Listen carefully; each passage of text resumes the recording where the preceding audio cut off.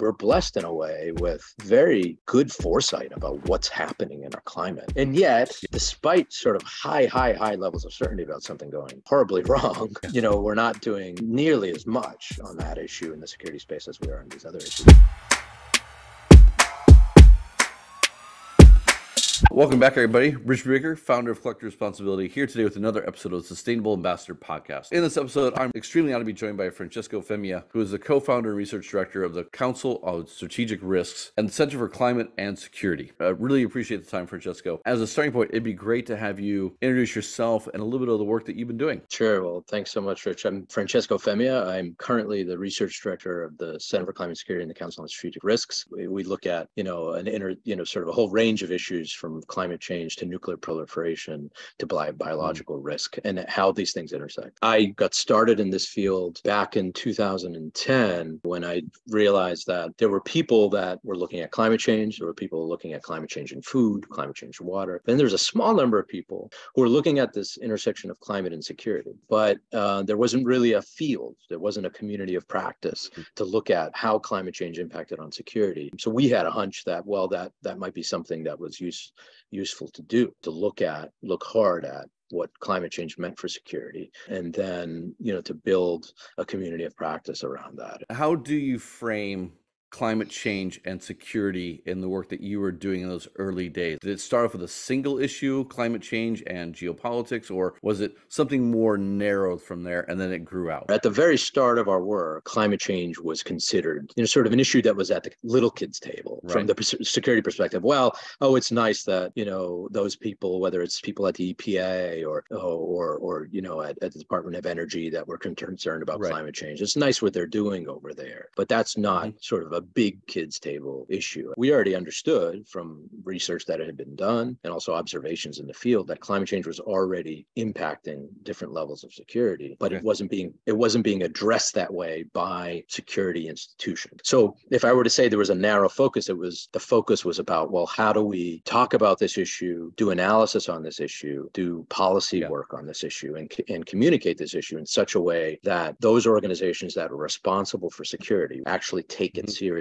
Were there issues that they actually were tuning into, but they just weren't talking about it in the right way or strategically or at the depth required? And how has that changed, say, over the last 10 to 12 years? And actually going back in 2007, there was a group of retired military leaders that were organized by an organization called the Center for Naval Analyses and an individual named Sherry Goodman, who had put out a report saying essentially climate change was a threat multiplier. And threat multiplier is, goes back to something you said earlier, which is it's not just climate change that's the problem. It's how climate change, multiplies other problems. And in this case, we're sort of in security language or even military language, how does climate change multiply other threats? So if you take a threat, just add climate change, what does that do to that threat? In most cases, it makes it worse, right? And so that sort of concept was out there in 2010 and had been around for a few years, but it hadn't really been absorbed in terms of policy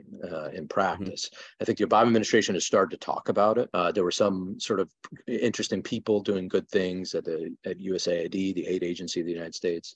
But what we like to say is that at the time, the attention and the resources were not commensurate to the threat. Are the conversations growing more mature, or are there still issues like, guys, we've been at this for 10 years. We really need to start acting? So I'd say climate change is definitely at the big kids table. There are very concrete actions and also dollars that are going towards addressing not just climate change itself, but also this intersection of where climate change might increase the likelihood of conflict and things of that sort. So there's a real attention to that now, but it's nowhere near it needs to be. And I'd say that's true of climate policy in general, because I think we dramatically, underestimated the rate of change in terms of, but it's like, Jesus, I was trying not to be a Pollyanna for so long, but guys, can we look out the window, right? I guess I want to ask you then, what are the major gaps that you still see? Sure, that's an excellent question. And I think there are a couple dynamics at play. One, I do think understanding has gone way up. I think there's much more. I mean, I think if you talk about the security implications of climate change with almost anybody, for example, within the US government, they'll know what you're talking about. Whereas, back in 2010, you'd get blank stares, right, often. And so I think there's been a big jump in understanding. In part, there are also a lot of people who were young and early in their careers in government in 2010 who've now sort of grown in their careers, understanding this issue and caring about it. And I think that there's a generational shift that's happened as well. One of the main problems continues to be just issue competition on the security level. I think the other bit is there's still some just leftover kind of disciplinary barriers. And what I mean by that is most people that I think work in international affairs, foreign policy, et cetera, they didn't take those courses, right? They didn't study environmental security or climate change, et cetera.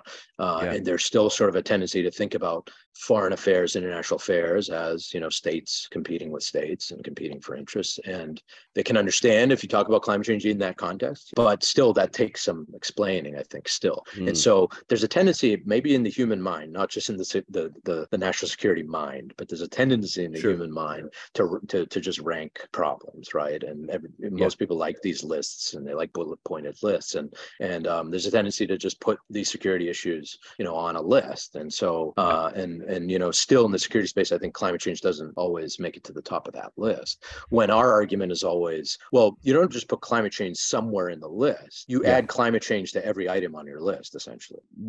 How do you translate this into something actionable by people who are just getting their heads around the fact that this should be something added onto their plate or into their issues as it is? Like, what are you finding is the best way, or how do you drive those discussions? That's the right question to ask, because essentially you can't just say it's climate. So you have to say, okay, climate change is going to have a major impact on food security. It's going to have a major impact on water security. It's going to have a major impact on energy security. And the implications there are going to be related to conflict. There, we've seen a lot of growth and understanding, I think, over the past 5-6 years. Accelerating climate change has sort of helped focus people's attention, because the changes have happened in a much more significant, dramatic, and faster way than we expected even in the 90s with some of the projections in the model. And so that has focused, I think, attention. So talking more about the work that you're doing, how do you bring stakeholders together? You mentioned these 9 workshops, these 9 forums. What are you trying to do through that? And what are the outputs of that process? Like, walk me through the process a little bit, and then we can talk maybe about some outputs and how you can measure it. Sure. Well, when we first started, our work with the Center for Climate and Security, one of our main objectives was to make sure that when we were thinking about climate change and security, we would develop policies that actually addressed the security problems that would be affected by climate change. The stakeholders involved were people who knew about and cared about security. That was a driving force, right?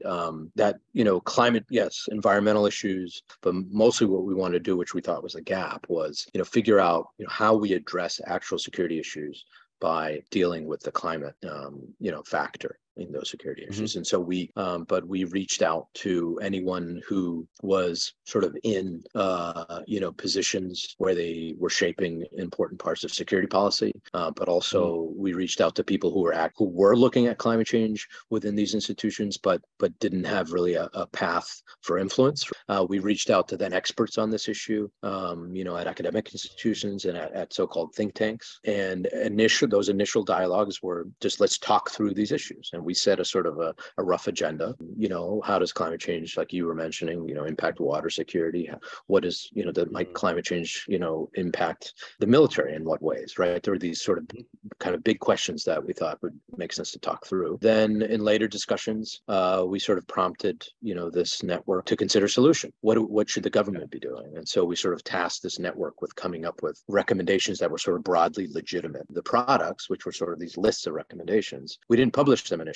What we said was, okay, here are these recommendations. Now take these back to your bosses. How did you come across the security community to begin with? Like, why did you focus there? What was it about that allowed you to have, say, that 10x factor of your work? Like, was that what you're looking at? Or did you come from that background and you knew that group and you knew there was a gap that you could fix for them? We were really laser focused on a gap. It's a gap that we identified when we were doing work in our, on our previous jobs, just in talking to people sometimes over drinks. We realized, oh, there was this issue bubbling up. Climate change has security implications, but it's not dealt with as a security issue. And then we started thinking about the probability issues. And what I mean by that is, there was a study done, I think way back in 2006, I think it was Senator Richard Lugar in the United States who had commissioned it, to figure out what the likelihood of a detonation of a weapon of mass destruction was. And I think the conclusion was something like, well, in the next 20, 30 years, there's something like a 16% chance that,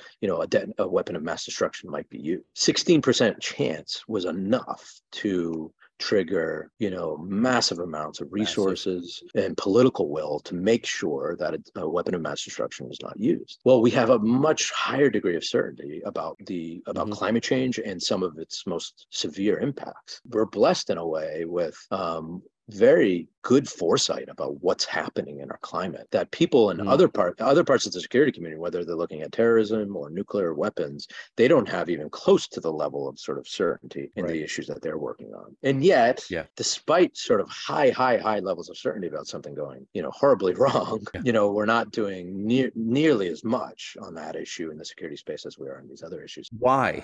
And that's a great question. And that's a central question. Some parts of this answer are simple. There have been very significant and powerful, interests that didn't want anything significant to happen on climate. And so I think that was a big problem. And then that sort of spun into a lot of, political dialogue. And I think that had a big impact. And it's a hard problem. I think there's been a communications problem as well. There's this huge problem, like maybe there's some simple solutions to it, easy solutions, but it's not. It really takes a major transformation in how, we, get our energy, and also on the adaptation side, how we do a whole host of things, whether it's manage our water or our food. There are major changes and hate to say it, but major investments that need to be made.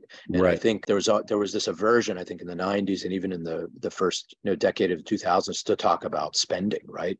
It was all about, how can we, there's a quick fix to this issue, right? If we just, turn this screw and maybe, divert a few funds here and there. And if the private sector just gets together and does this, then, we can deal with this issue. And I think that was a mistake. I think it was important, during that time period, say from 2000, 2010, to really be clear, look, this is going to take a lot of money, but it's worth it because in the long term, the cost will be less. But I always say, like, people look at this stuff as a cost versus as an investment, right? And that's a big barrier. They're like, I'm just throwing money away versus I'm planting seeds for. That's a communication issue. It's an awareness issue. Yeah, and an ounce of prevention is a pound of cure, like, and but that's something that society has always had a lot of difficulty with, and not just on climate, I might say. I want to get back to the community that you built and how you built it. You were attracting security people and intelligence people and people who have, like, these are very hard to reach people. And I'm curious, how did you get started with that? And what was it that drew them into your vision?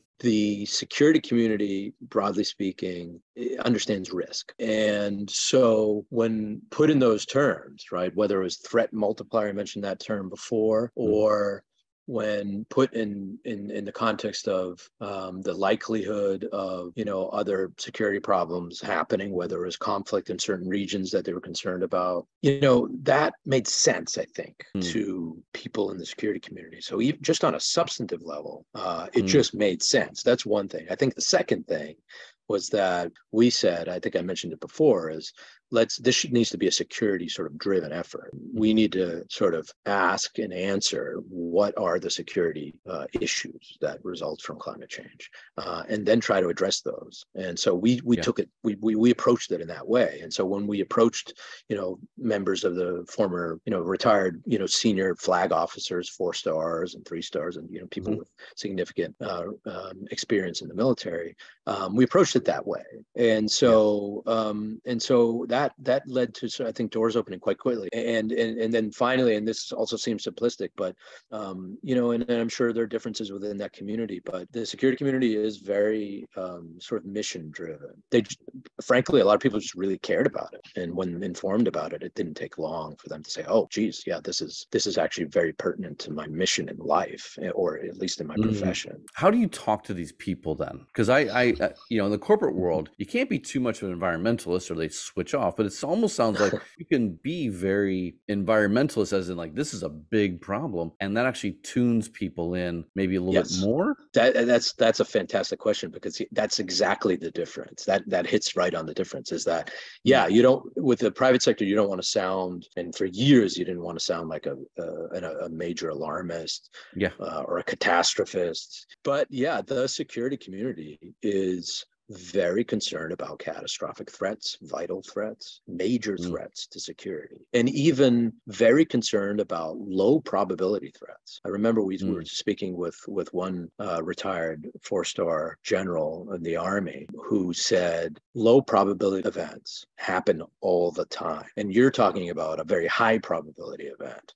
So so the fact that this was a very high probability and high consequence threat, that's a double whammy for those in the security community. Speaking a little bit more personally, why didn't you go join PwC or Deloitte or KPMG and do this exact same thing? I mean, they would have paid you a lot of money. They would have had all the doors already open. Why go on your own? It's a good question. I mean, in part, it was just the way I wanted to do it. We were in Washington. We did have, some sort of existing connections through the work we'd done. And we wanted to build this because we got there at the very beginning. We thought, well, here's an opportunity to basically create the contours of a new field. And we were there. So we decided, let's do this and see what happens. If you're speaking to someone who's either kind of a student coming out or an aspiring professional, maybe in their first 5 years, what are 2 or 3 tips you'd give them to get a little bit further? I think anyone who's interested should, one, I think, really see it as a place that is growing. And so get in there and go for it, right? And there are now job opportunities in this space. 10 years ago, that didn't exist. I think, secondly, we need people who understand climate science and climate policy, environmental science,